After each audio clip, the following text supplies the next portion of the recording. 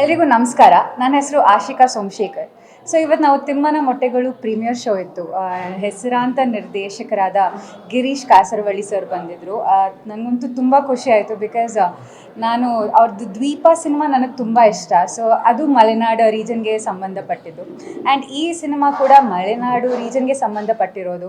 And ಅಲ್ಲಿ ನೀವೇ ನೋಡ್ದಂಗೆ ಹೇಗೆ ಆ ಲೊಕೇಶನ್ಸ್ ಆಗಲಿ, ಆ ಮಳೆ ಆಗಲಿ, ಆ ಕತೆ ಆಗಲಿ, ಆ ಭಾಷೆ ಸೊಗಡು ತುಂಬ ಬ್ಯೂಟಿಫುಲ್ ಆಗಿ ಬಂದಿದೆ. ಆ್ಯಂಡ್ ಪ್ರಕೃತಿ ಪ್ರೇಮಿಗಳಿಗೆ ಖಂಡಿತವಾಗ್ಲೂ ಇಷ್ಟ ಆಗುವಂಥ ಒಂದು ಸಿನಿಮಾ. ಈಗ ಎಷ್ಟೋ ಜನ ವೈಲ್ಡ್ ಲೈಫ್ ಫೋಟೋಗ್ರಾಫರ್ಸ್ ಇದ್ದಾರೆ, ವೈಲ್ಡ್ ಲೈಫ್ನ ತುಂಬ ಇಷ್ಟಪಡೋರಿದ್ದಾರೆ.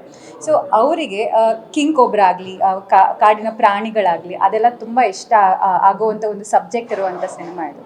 ಸೊ ಪ್ರಕೃತಿ ಮೇಲೆ ಯಾರಿಗೆ ಹೆಚ್ಚು ಒಲವಿದೆಯೋ ಅವರಿಗೆ ಈ ಸಿನಿಮಾ ಅಂತೂ ಖಂಡಿತವಾಗ್ಲೂ ಕನೆಕ್ಟ್ ಆಗುತ್ತೆ. ಸೊ ಆ ಲೊಕೇಶನ್ಸ್ ಅಲ್ಲದೇ ಒಂದು ಕತೆ ಇದೆ.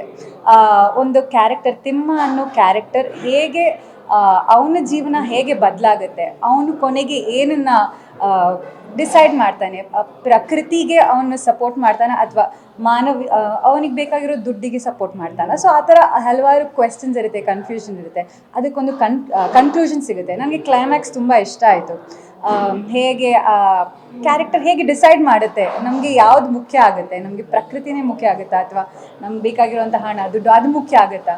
ಸೊ ಅದೊಂದು ಕನ್ಫ್ಯೂಷನ್ನ ತುಂಬ ಬ್ಯೂಟಿಫುಲ್ ಆಗಿ ಹ್ಯಾಂಡಲ್ ಮಾಡಿದ್ದಾರೆ. ಆ್ಯಂಡ್ ನಾನು ಇದರಲ್ಲಿ ಹಿತ ಅನ್ನೋ ಪಾತ್ರ ಮಾಡಿದ್ದೀನಿ. ಸ್ನೇಕ್ ರಿಸರ್ಚರ್ ಆಗಿ ನಾನು ಕಾಡಿಗೆ ಹೋಗ್ತೀನಿ. ಅಲ್ಲಿ ತಿಮ್ಮ ಅನ್ನೋ ಕ್ಯಾರೆಕ್ಟರ್ ಆಗಲಿ, ಅಲ್ಲಿ ಊರಲ್ಲಿ ಸಿಗೋವಂಥ ಹಲವಾರು ಕ್ಯಾರೆಕ್ಟರ್ಸ್ ಜೊತೆ ನಾನು ಒಡನಾಟ ಮಾಡ್ತೀನಿ. ಆ್ಯಂಡ್ ನನ್ನ ಸ್ನೇಕ್ ರಿಸರ್ಚ್ ಟೀಮ್ ಅವ್ರ ಜೊತೆ ಕೂಡ. ಸೊ ನಾವು ಕಾಡಿಗೆ ಹೋದಾಗ ಏನಾಗುತ್ತೆ, ಆ್ಯಂಡ್ ನಮಗೆ ಕೊನೆಗೂ ನಮ್ಗೆ ಬೇಕಾಗಿರೋವಂಥ ವಸ್ತು ಸಿಗುತ್ತಾ, ಆ್ಯಂಡ್ ನನ್ನ ರಿಲೇಷನ್ಶಿಪ್ ತಿಮ್ಮ ಅನ್ನೋ ಕ್ಯಾರೆಕ್ಟರ್ ಆಗಲಿ, ಆ ಊರವ್ರ ಜೊತೆ ಆಗಲಿ ಹೇಗಿರುತ್ತೆ, ಆ್ಯಂಡ್ ನಾನು ಈ ಕತೆಗೆ ಎಷ್ಟು ಮುಖ್ಯ ಪಾತ್ರ ವಹಿಸ್ತೀನಿ ಅನ್ನೋದು ನನಗೆ ಖುಷಿ ಕೊಟ್ಟಿರೋಂಥ ವಿಷಯ. ಆ್ಯಂಡ್ ಕೊನೆಗೆ ಹೇಳೋದಾದರೆ ಸಿನಿಮಾ ತುಂಬ ಬ್ಯೂಟಿಫುಲ್ ಆಗಿ ಮೂಡ್ ಬಂದಿದೆ. ಸಿನಿಮ್ಯಾಟೋಗ್ರಫಿ ಆಗಲಿ, ಮ್ಯೂಸಿಕ್ ಆಗಲಿ, ಡಿರೆಕ್ಷನ್ ಟೀಮ್ ಆಗಲಿ ಅಥವಾ ಎಂಟೈರ್ ಪಾತ್ರವರ್ಗ ಆಗಲಿ ತುಂಬ ಚೆನ್ನಾಗಿ ಮಾಡಿದ್ದಾರೆ ಎಲ್ಲರೂ.